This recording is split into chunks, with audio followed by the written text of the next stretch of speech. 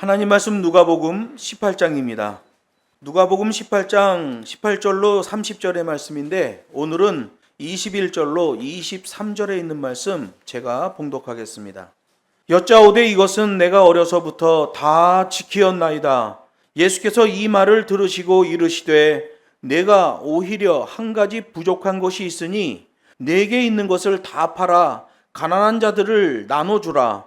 그리하면 하늘에서 보화가 내게 있으리라. 그리고 와서 나를 쫓으라 하시니 그 사람이 큰 부자인 고로 이 말씀을 듣고 심히 근심하더라. 아멘. 본문 말씀을 가지고 천국은 어떤 이들에게 열리는가라는 제목으로 두 번째 시간 하나님 말씀을 증거하겠습니다. 예수님은 외쳤어요. 오직 하나님의 계명대로 살아야 된다. 그 법과 식대로 순종하라고 외쳤어요. 그래서 우리 기독교의 핵심은 기록된 계명이에요. 구약 시대에 기록된 계명, 선하신 하나님의 율법의 말씀이에요. 그런데 유대 종교 지도자들이 수백 년 동안 그 말씀을 악용하여 변질시켰어요. 선한 율법을 변질시켜 악한 장로의 유전을 만들어낸 거예요. 그래서 예수님이 오셔서 원래의 구약 복음으로 원위치시키셔요. 그걸 성경이 구약을 완성하러 오셨다라고 말하는 거예요. 그래서 기독교의 핵심 기준 기록된 계명대로 살면 끝까지 겸손, 끝까지 충성이 되는 거예요. 끝까지라는 그 시간이 내 힘으로 되는 게 아니라 하나님의 말씀의 힘으로 되기 때문에 그렇습니다. 예수님께서 그렇게 법과 식대로 순종하라고 말씀하셨고 종말에 대하여 말씀하시는 거 보니까 인자가 세상에 올 때에 그 믿음을 보겠느냐라고 말씀하셨어요. 또 하나님의 말씀을 변질시키고 자기 멋대로 믿는 자들이 나와진다는 거죠. 그래서 성경은 바리새인의 율법과 하나님의 율법을 구별합니다. 바리새인의 율법은 사실상 율법은 아니죠. 그런데 성경에서 율법이라고 해주는 거예요. 왜 그래요? 당시에 바리새인들의 기세가 대단했거든요. 하나님의 율법과 그들의 율법을 전혀 다른 단어로 사용해버리면 그들에게 배척을 당한단 말이에요. 예를 들어서 이 시대에 좀 껄쩍지근한 교단들이 있습니다. 하나님의 말씀의 신학으로 보면 전혀 기독교가 아닌 것 같은 그런 교단들이 있어요. 그런데 한국 기독교 총연합회 그러면 그런 교단도 들어와요. 그리고 그냥 기독교라고 해주는 거예요. 그러나 하나님의 말씀의 신학으로 보면 기독교가 아니에요. 그런데 덩치 큰 그런 교회를 기독교가 아니라고 그러면 기독교 총연합회 안 들어오고 깽판 친단 말이에요. 그래서 기독교라고 그냥 해주는 거예요. 당시에 바리새인들의 가르침, 그들의 장로의 유전도 마찬가지예요. 하나님의 말씀이 아니거든요. 그런데 유대 종교 지도자들이 그걸 하나님의 말씀이라고 하고 그걸 하나님의 율법이라고 가르쳤단 말이에요. 예수님이 오셔서 뭐라고 그럽니까? 이 독사의 자식들아, 이 회칠한 무덤들아, 이렇게 말하잖아요. 성경에서 율법이라는 단어가 나오면 그걸 다 하나님의 구약 계명이라고 말하면 안 돼요. 부정적으로 기술되는 율법은 장로의 유전을 말하는 거예요. 긍정적으로 기술되는 율법은 하나님의 원래의 율법인 거예요. 로마서 3장 20절이 말합니다. 율법의 행위로는 의롭다함을 얻을 육체가 없다. 이게 부정적이죠. 이거 장로의 유전이에요. 장로의 유전을 율법이라고 표현해 주는 거죠. 갈라디아서 3장 24절은 율법은 몽학 선생처럼 우리를 믿음으로 말미암아 의롭다 하심을 얻게 한다 라고 말하죠. 이것이 하나님의 율법이죠. 하나님의 선하신 율법은 성경에서 긍정적 기술을 해주고요. 장로의 유전이지만 당시의 상황 속에서 기세등등한 바리새인들 때문에 장로의 유전을 하나님의 율법인 것 양 그 단어를 차용하면서 부정적인 기술을 해줄 때 우리는 눈치채야 돼요. 이건 장로의 유전을 말하는 것이구나. 그렇게 인식을 해야 돼요. 성경 신학에서 말하는 하나님의 계명은 능히 지킬 수 있다라고 말해요. 요한일서 5장 3절에. 가짜 신학에서 말하는 하나님의 계명은 못 지킨다, 지킬 수 없다라고 말합니다. 그러면 성경 신학에서 말하는 하나님의 말씀은 능히 지킬 수 있는 말씀이다. 가짜 신학에서 말하는 하나님의 말씀은 못 지킨다, 지킬 수가 없다 라고 말한다면 천국은 어떤 이들에게 열릴까요? 분명하죠. 성경대로 말하는 자. 비록 내가 지키다가 뜻하지 않게 말씀을 어기고 죄를 지었다 할지라도 하나님 말씀은 지켜야 합니다. 능히 지킬 수 있는 말씀입니다. 내가 부족하여 이번에 못 지켰습니다. 회개합니다. 다시 일신하여 그 말씀을 지키려고 몸부림치는 자, 천국이 열려있는 자죠. 본문은 예수님께 나와서 영생을 얻는 방법을 질문한 한 바리새인 청년 관원에 대한 이야기예요. 이는 바리새인이기 때문에 행위 구원에 대한 가르침을 받았습니다.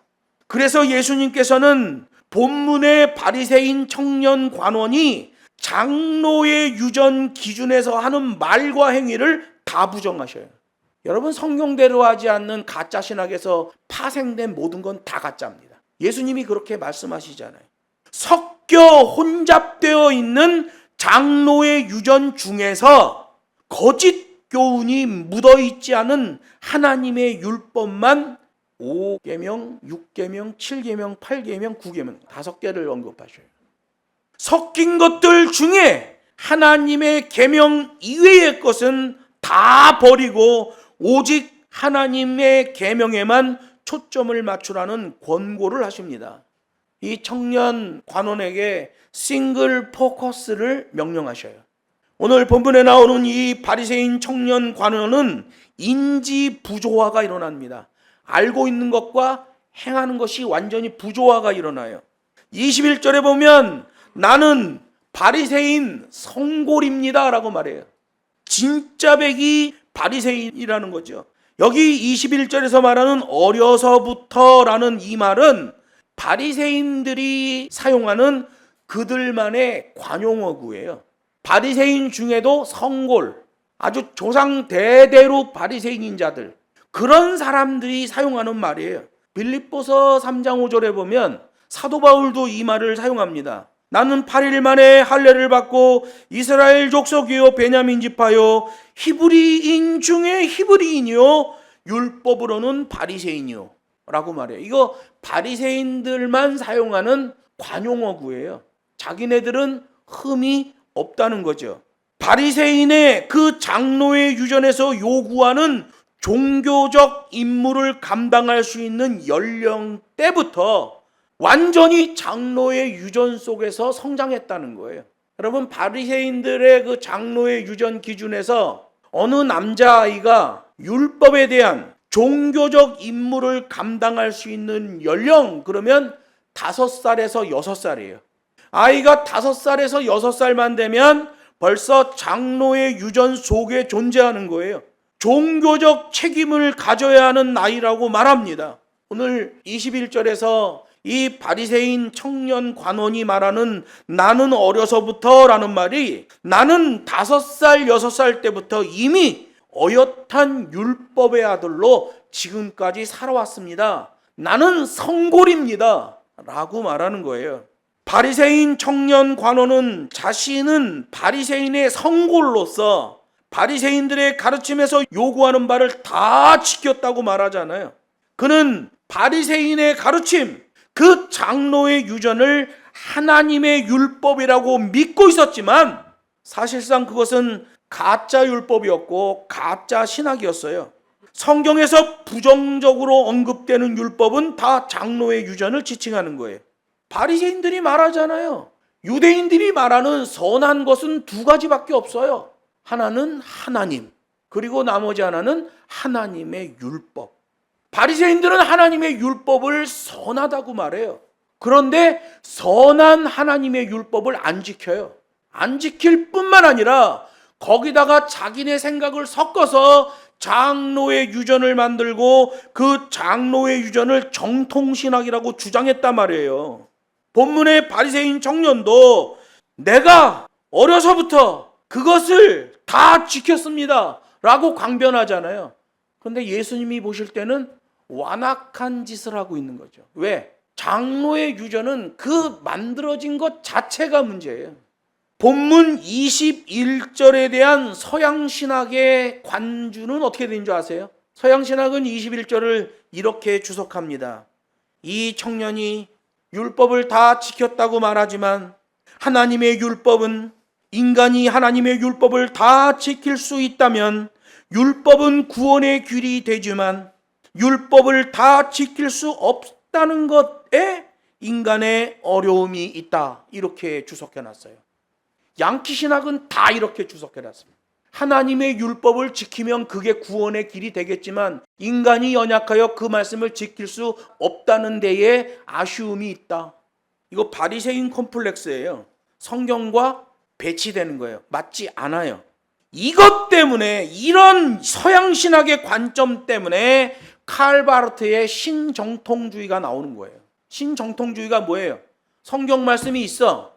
내가 읽었어. 도대체 무슨 소리인지 모르겠어. 그러면 이건 성경이 아니에요. 시간이 지난 다음에 내가 그 부분을 또 읽었는데 그때는 무슨 말인지 이해가 돼. 그러면 이거 성경인 거야. 내가 이해하면 성경이고 내가 이해 안 하면 성경이 안 되는 거야. 기준이 누구예요? 자기죠. 이게 칼바르트의 신정통주의예요. 궁켈의 양식비평도 마찬가지. 이런 양키신학의 못된 주석들 때문에 하나님의 원래 성경신학의 말씀이 아닌 다른 것을 섞어 넣는 것 때문에 궁켈의 양식비평이 나와버리는 거죠. 궁켈과 칼바르트의 영향을 받은 현대신학은 성경은 하나님의 말씀이 아니라 문학이다 이렇게 말해요. 책이라는 거예요. 그냥 인간이 저술한 책이라는 거예요. 그래서 WCC 부산 백스코 대회 때에 WCC의 총무가 뭐라고 그랬어요? 성경이 하나님의 말씀은 맞지만 우리가 꼭 지켜야 할 의무는 없다. 이렇게 선포해버렸어요. WCC에서.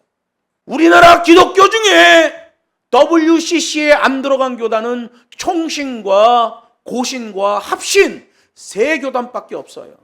나머지 기독교 교단들은 전부 WCC를 옹호합니다.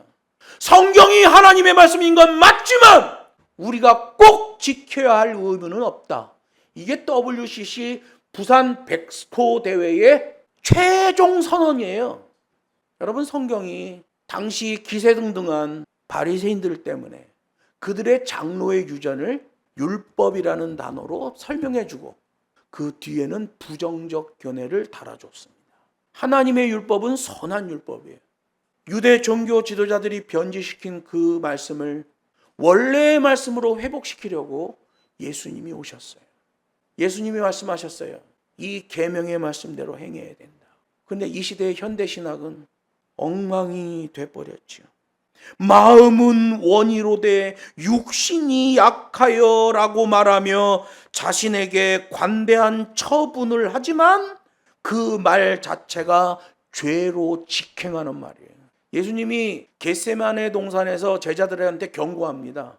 너희들 앞에 지옥문이 열려 있다라는 말을 어떻게 경고하냐 하면 시험이 들지 않게 깨어 기도하라. 마음에는 원이로되 육신이 약하도다. 이게 무슨 말이에요? 너희 앞에 지금 지옥 구덩이의 문이 열려 있다 이런 말이에요. 여러분, 그래서 우리는 마음은 원이로되 육신이 약하여라는 말을 자기 합리화와 관대한 처분을 위하여 사용하면 안 돼요. 그 말 자체가 네 앞에 지옥문이 열려 있다라는 경고의 말씀이란 말이에요. 본문의 바리새인 청년 관원은 문자적인 하나님의 율법을 공부하기는 했지만 실질적인 삶의 기준은 장로의 유전이었어요. 스스로 나는 하나님의 율법을 다 지켰습니다 라는 확신을 하고 있었지만 그는 율법 계명을 문자로만 알 뿐이에요. 자기 확신이죠. 안다는 걸 지키고 있는 것처럼 착각하는 인지 부조와 왜곡 현상입니다. 이건 신학을 배운 사람들에게 나타나는 현상이에요. 자기가 신학을 배웠다고 자기가 하나님의 말씀을 지키고 있는 양 착각하는 인지 부조와 왜곡 현상이죠. 이 시대에도 그 착각의 농도에 따라 어떤 자들은 이단에 빠지기도 하고 어떤 자들은 정통 교단 안에 들어있기는 하지만 헛발질을 해대고 믿는 사람들이 많이 있습니다. 농도의 차이예요. 이 자기 확신의 농도, 자기 확증 편향의 농도, 이 농도에 따라서 이단으로 빠지는 자도 있고 이단에는 안 빠지고 정통교단 안에 있긴 하지만 헛발질 믿음 생활하는 사람들이 그렇게 많은 거예요. 안다는 것과 실천하는 것에 대한 착각을 하는 자들이죠. 여러분, 실천되어지는 지식이어야만 믿음이에요.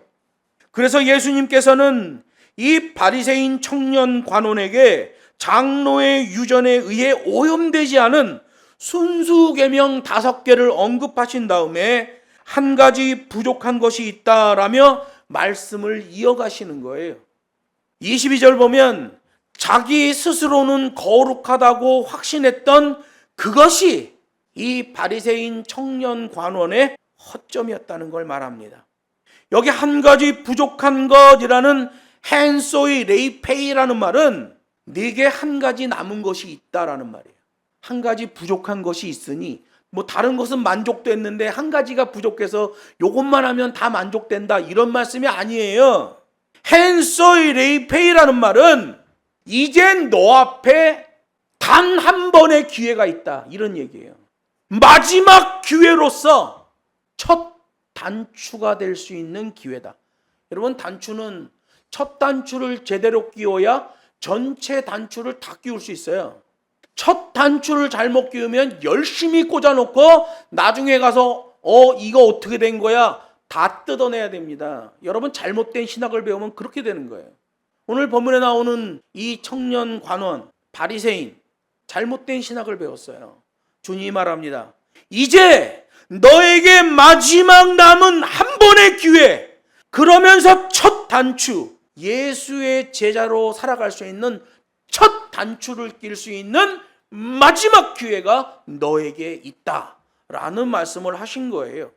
예수님은 율법을 다 지켰다고 말하는 그 바리새인 청년 관원의 초점을 물질적으로 돌리셨고 10계명의 마지막 계명, 즉 10번째 계명을 언급하시면서 자연스럽게 돈 문제, 재산 문제로 주제를 넘기시는 거예요. 왜 그럴까요? 10번째 계명이 뭐예요? 이웃의 재산을 탐내지 말라잖아요. 우리가 지금 앞에서도 계속 봐왔잖아요.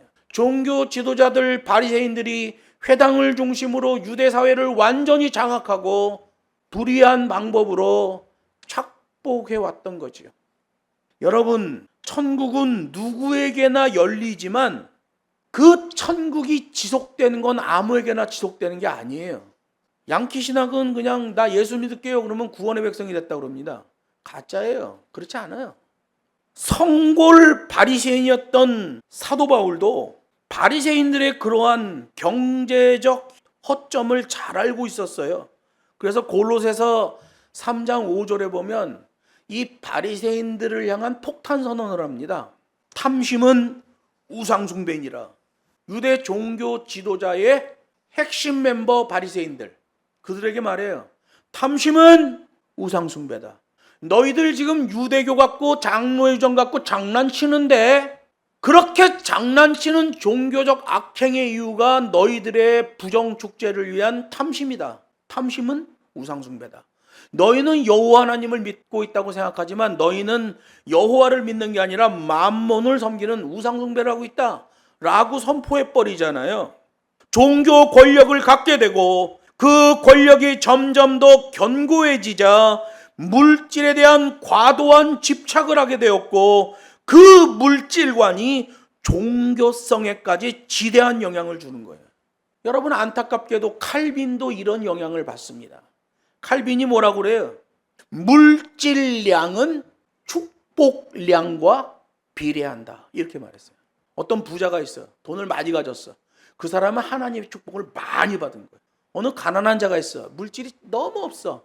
그는 하나님의 축복을 더럽게 못 받은 자예요. 칼빈도 이런 견해를 갖고 있었어요. 여러분, 칼빈주의 신학은 칼빈이 말한 말에서 이렇게 뽑아가지고 교리를 만든 거지, 칼빈의 전체 삶과 그가 말했던 자료들을 보면 정말 황당한 얘기들이 많이 있습니다.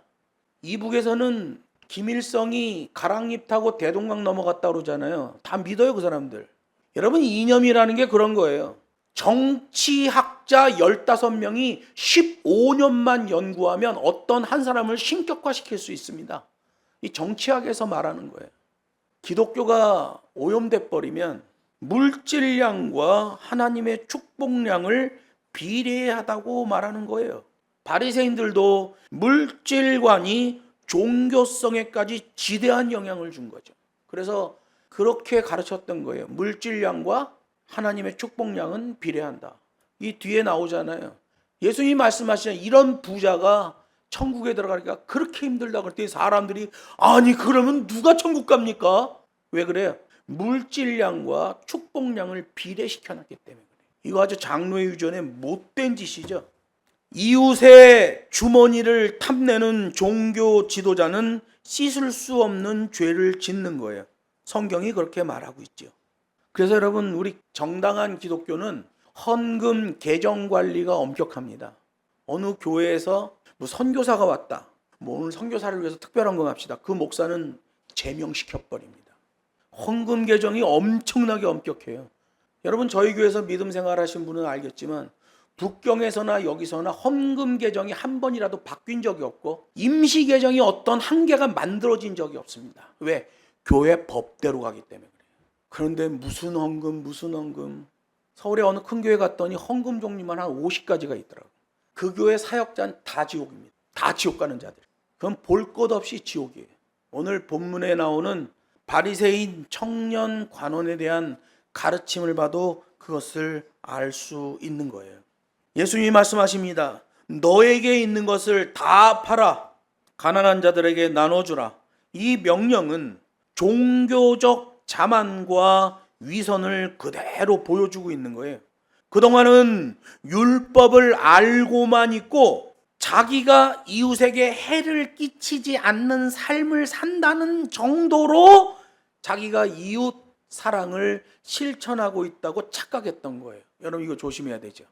우리가 이웃을 섬기는 것은 내 호주머니를 털어 적극적으로 섬기는 거예요. 내가 이웃에게 해를 끼치지 않는 정도의 삶을 사는 것 가지고 내가 이웃을 사랑한다고 생각하면 오늘 본문의 바리새인 컴플렉스가 그대로 오염되어 있는 사람이에요. 본문의 바리새인 청년관원은 표면적으로는 신학도 잘 알고 경건해 보이는 종교인입니다. 그러나 실질적 삶을 보면 물질에 대한 애착과 집착을 가지고 있다는 걸 알게 돼요. 물질관과 종교성이 짬뽕이 되어 있는 거죠. 지옥 갑니다. 하나님께서 삶의 기준의 문제를 거론하실 때 여호와를 믿는 모든 자들은 긴장해야 됩니다. 왜? 회복 탄력성의 결정적인 순간이기 때문에 그때가. 여러분, 사람은 돈이 있어도 범죄하고 돈이 없어도 범죄합니다. 중요한 건 내가 가지고 있는 돈에 대한 물질관이 어떠냐는 거예요. 청지기성을 가지고 있어야 돼요. 내가 하나님의 물질을 잠시 갖고 있다 라고 생각해야 돼요. 여러분, 그 회복 탄력성의 결정적인 순간, 그때가 구원과 유기의 결정적인 분기점이 된단 말이에요. 오늘 본문 바리새인 청년을 보세요. 이 결정적인 분기점에서 근심하여 돌아가니라. 내게 한 가지 부족한 것이 있다. hensoirei pei. 내게 한 가지 남은 것이 있다. 마지막 기회로서의 첫 단추를 끼울 수 있는 타이밍이다.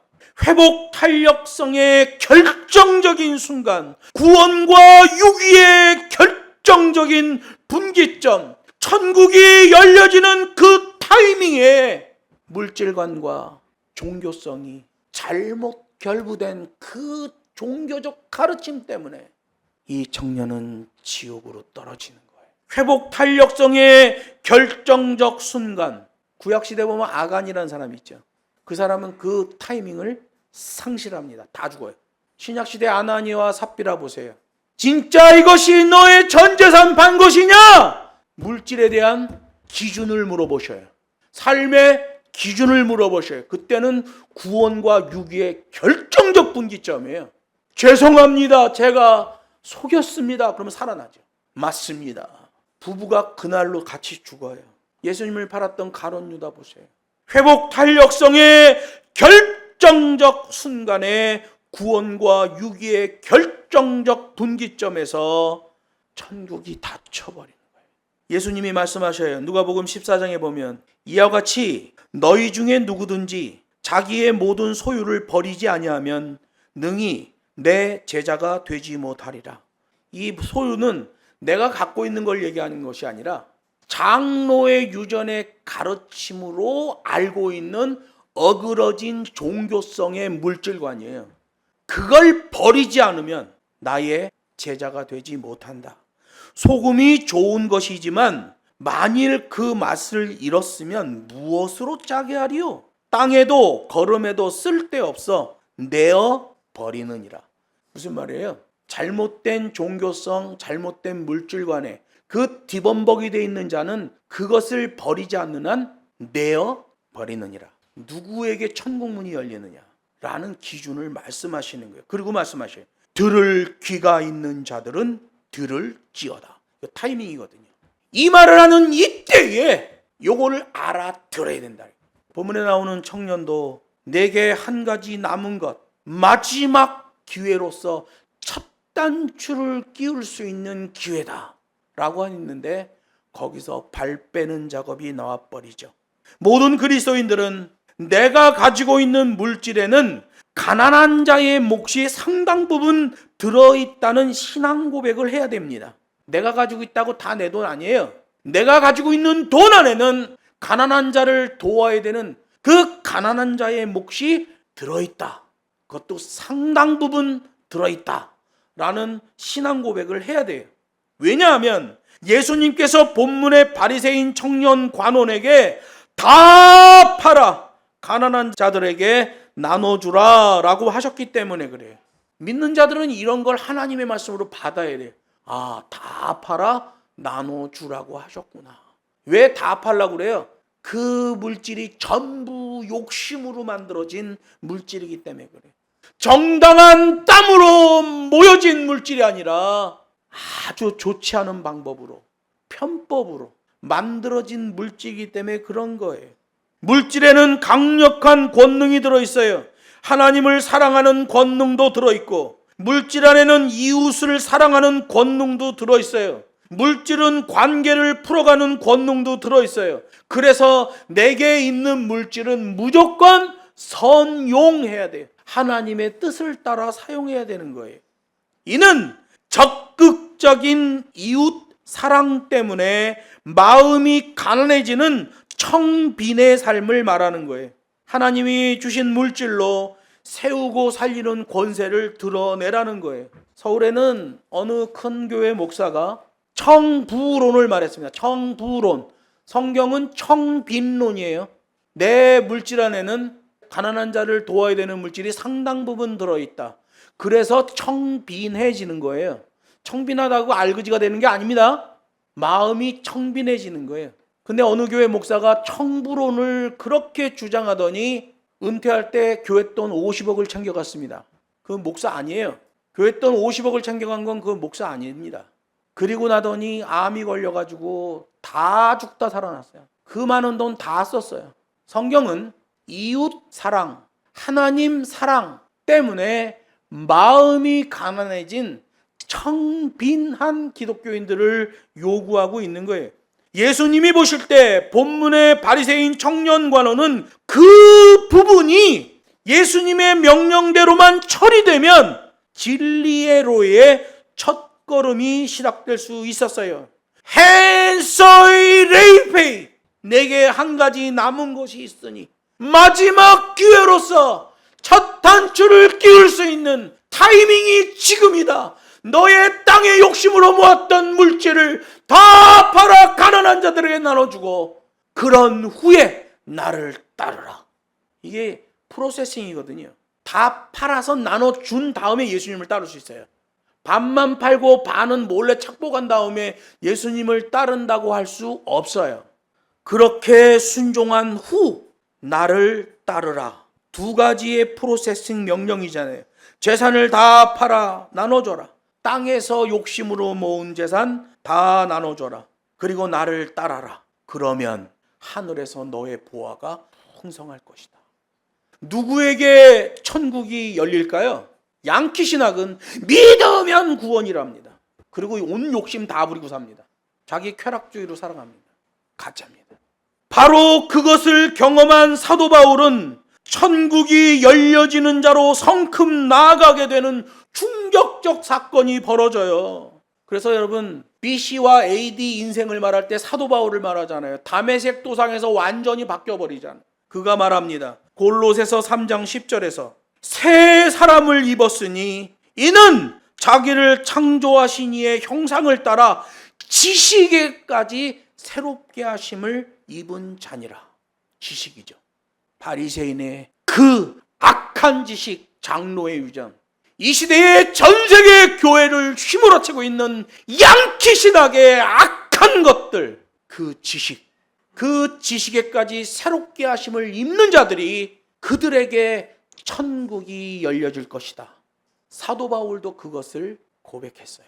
그리고 나는 지금 모든 걸 이루었다고 생각하지 않습니다. 나는 주님이 주신 그 표대를 향하여 끝까지 겸손하며 끝까지 충성하며 달려가겠습니다.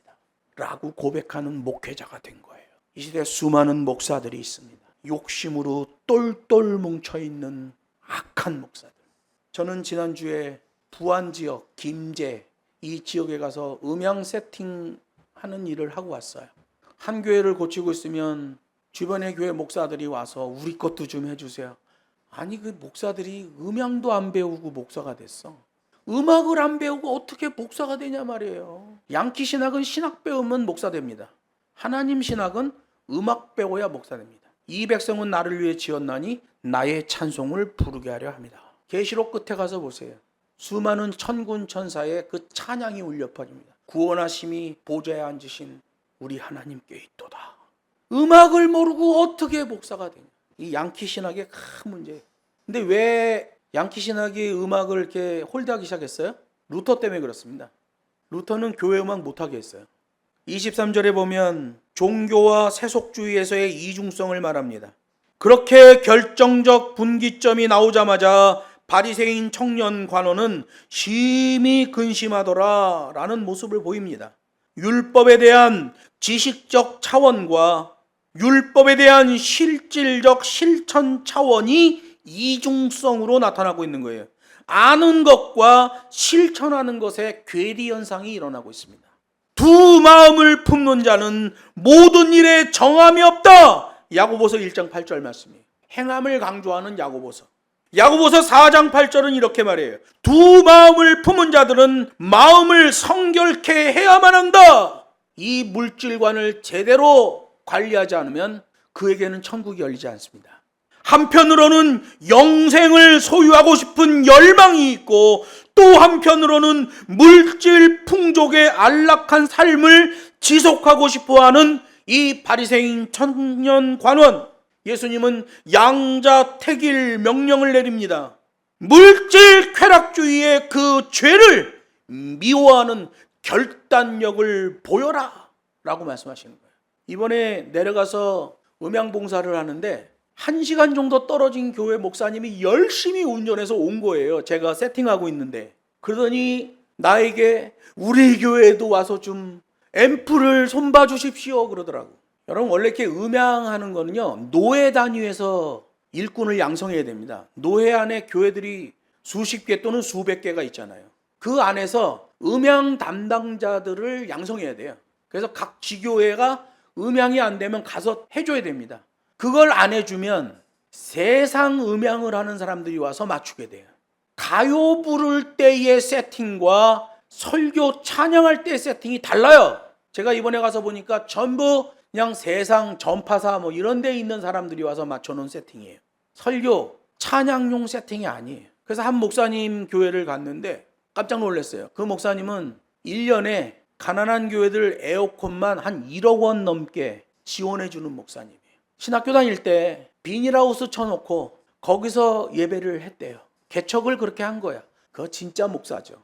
폼생폼사 좋은 교회 청빙 받으러 가려고 눈물 흘리고 이력서 50개씩 써놓는 목사들은 그건 좋지 않은 목사입니다.